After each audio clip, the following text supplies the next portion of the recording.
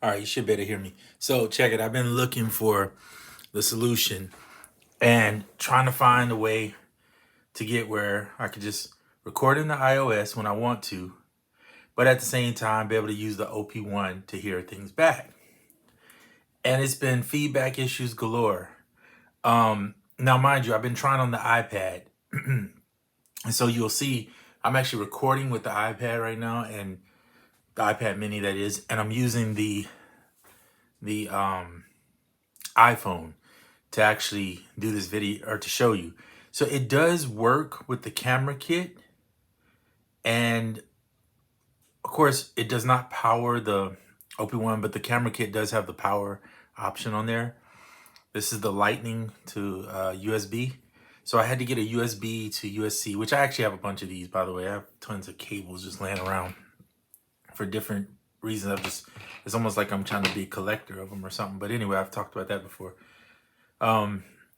So yeah, what you're gonna hear now is the sound coming from this. I could technically plug in, I guess, this right to here, and you could hear it louder from there.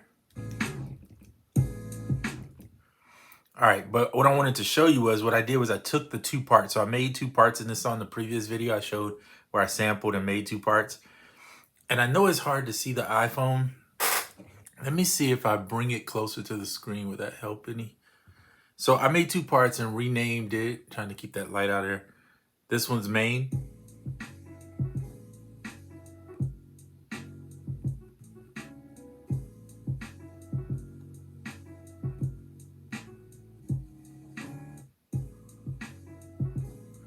Right? So there's the loop, and then here's the other part.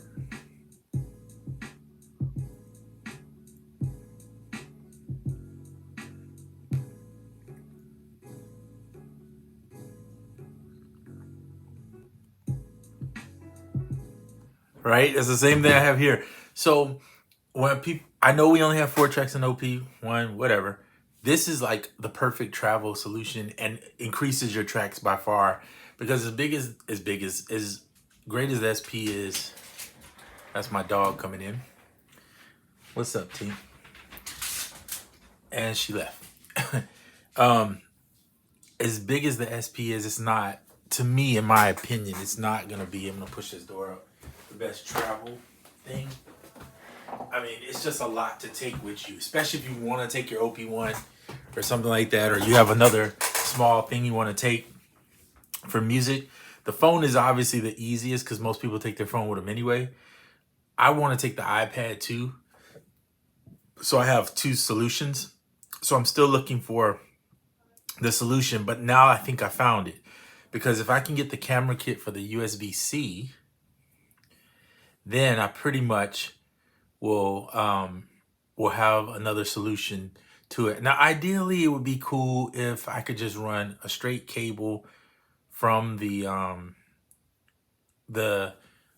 lightning, or not lightning, I'm sorry, the USB-C from the iPad straight into the this USB-C. But I think it's an Apple thing, and Apple, they want you to buy their stuff. I mean, let's be honest, that's what they do.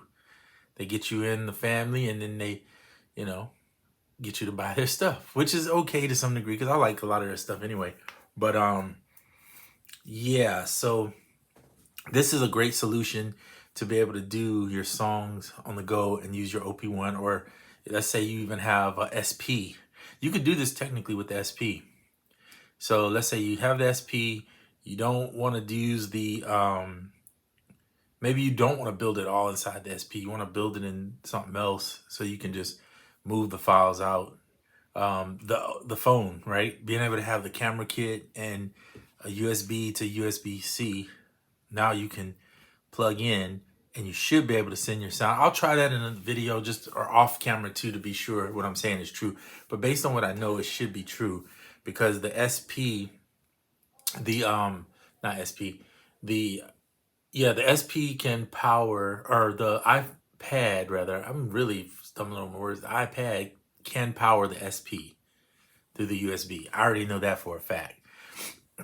Which means that you should be able to send sound back and forth, right?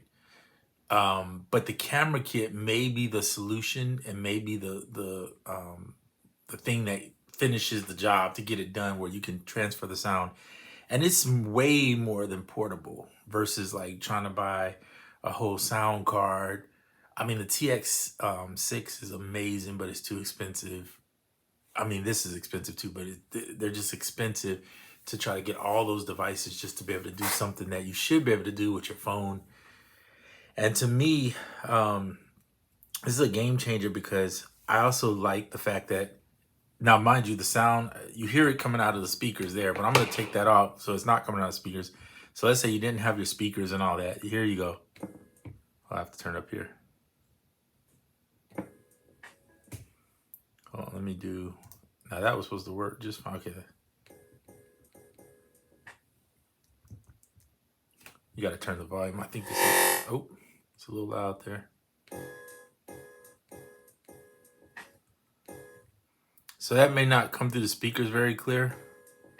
I don't know if it's, I mean, I can hear it pretty clear here, but I am getting feedback when I do that. So that was one of the things. But I do know that when I plug this in to the headphone out, right, it works now.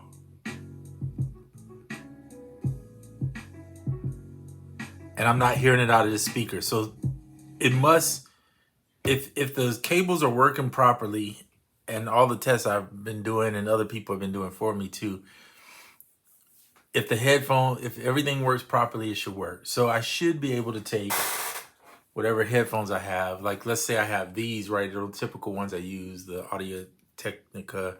I think these are the MT50X. They're the Bluetooth ones, whatever. But let's say I didn't have those. All I have is a wire, a little cheap wire set, which I don't actually have. But I'm just saying, let's hypothetically say that I have that. Then I could just plug that into here and still do the music just like this. And so my goal was, okay, because you can record straight to tape on here, you don't have to record, you don't have to sample in something all the time. You could just literally just press the record, set the metronome, press the record, and go to town. It would be cool to have this as the drum machine. And so you could just build the drums in Koala. And then if you want to bring them into this thing, you could, if you just wanted to use the 4-track. But to me, the 4-track is good if you didn't have access to your phone, and I don't know when you would not have access to your phone. But let's just say you didn't feel like hooking this up and you just want to do something, start something here, and then maybe you want to send it to there, because that's what I did with this, right?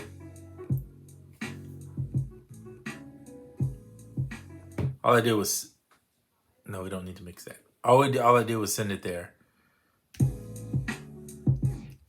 It's obviously louder coming this way, because basically what you're doing is you're using the USB to capture in the sound, and you get that bleeding noise. Hold on, let me do this. So you'd have to remember to, if you want to play back and not get that noise, that's what it is. Okay, so if you leave the earphone thing button on here, that's good for recording in, but when you're playing back, you're still gonna have to mute it, right? So you don't have to change this. You could actually leave this, maybe, let's say it. Oh, you know what? You're hearing it from here. Let me take this out. Okay, now you're gonna hear it just from here.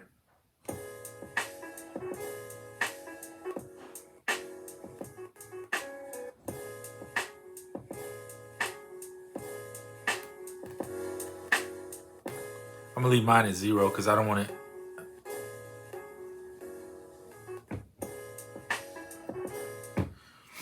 See what I'm saying? So it works. I mean, I'm ecstatic. I know if you're not using the OP, it's probably not that big of a deal. Like, okay, great. Because I know with the SP2 or even MPC for that matter, if you were, I don't know too many people saying they walk around traveling with the MPC because it's so big, but, and I'm sure there are some, but with the SP, you could technically easily use the iPhone with that. That's simple, right? To throw it in through the USB-C port, or you can throw it through, you can use like I have, which is the 3.5 right there into the 1/4 inch into the back. So you got options, but sorry about that. But the iPhone, but this was my worries, that why is it that I feel like I have to go buy a mixer to do something that should be simple with the phone?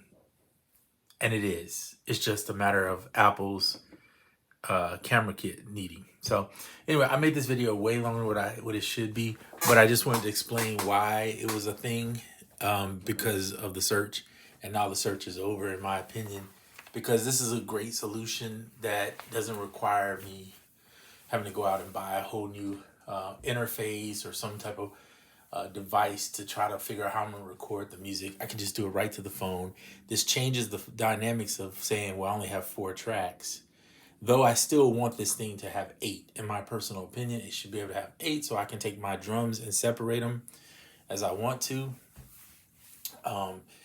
And we don't have anything currently that I can think of, other than I do it typically on the Ableton, but we don't have anything that separates drum parts for me. Not like that. You're gonna have to chop that up yourself and play it back. So my solution, although I will say this in Koala, if you hit edit, let's say you're on this one, if you hit edit and you go tools, you can go split stems. We're not gonna split the bass. We don't have vocals. We're just gonna go these two and go split. How good it's gonna be, I can't promise you it's gonna be good. Not bad.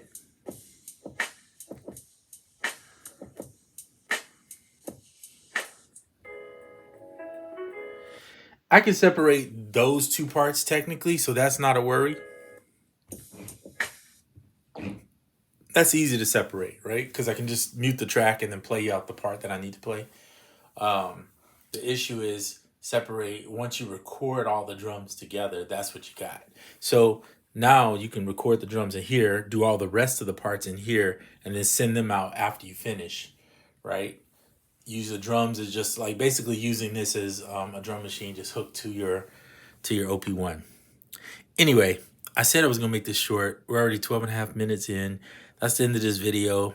Love to hear anybody's comments, thoughts, maybe something that you're using and what you like about it. That'd be cool. And then, yeah, that's what it is. All right, so I'm out.